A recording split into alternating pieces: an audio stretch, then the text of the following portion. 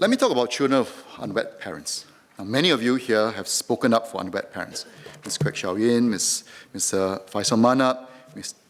Tanalachmi, Ms. Tim Pei Ling, Ms. Dennis Tan, Mr. Louis Ng, Mr. Desmond Chu. You all talked about extending benefits such as maternity leave, the CDA first step to unwed parents, parity for all Singapore children regardless of their parents and marital status.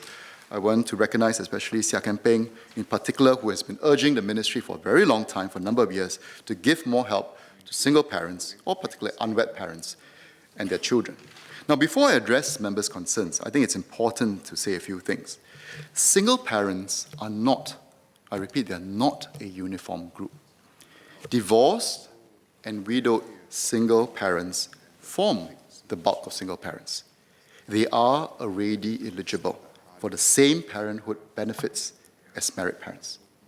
Secondly, today, government benefits that support the growth and development of children are given to all children, regardless of the marital status of their parents.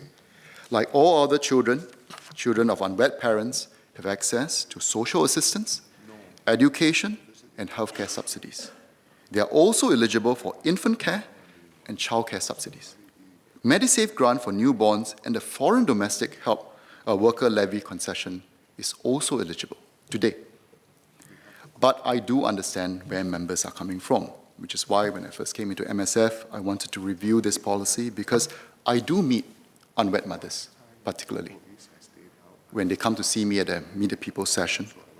And they are vulnerable, usually because they're younger, they're lower educated. Some may have been rejected by their own families. Now, it's difficult enough to bring up children, but to do so single-handedly, without family support, that's really tough. Some may have hoped to have a child within marriage, but due to circumstances, ended up as an unwed parent. I feel that we can do more to support their efforts to care for the children and reduce the disadvantages that the children may face at birth. In fact, the earlier example, when I talk about Kids Start, I think the children of unwed mothers, especially those in a more vulnerable situation, will be those that we are reaching out to help. Hence, this is what we'll do.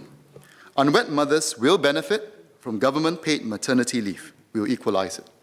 We will need to amend the legislation, obviously, to make this happen, and this should be able to come into effect for children born from early next year. Children of unwed parents will qualify for the Child Development Account, including the $3,000 CDA first step. We are in the process of working on the legislation to get it in place, as well as a system enhancement, and this is likely to kick in for children born from the third quarter of this year. Now, these benefits are useful in the child's developmental or caregiving needs. They also support the unwed parents' efforts to provide for the child. At the same time, the extension of these benefits to unwed parents, it does not undermine parenthood within marriage, which is something that we do encourage, and it is still the prevalent social norm. And these are the reasons behind this particular decision. But on top of this, MSF and NCSS will work with the relevant VWOs and agencies to strengthen support for families with vulnerable, low-income unwed mothers. This is to enable them to make better informed decisions, to improve their financial and family stability, and ultimately to enhance the child's outcomes.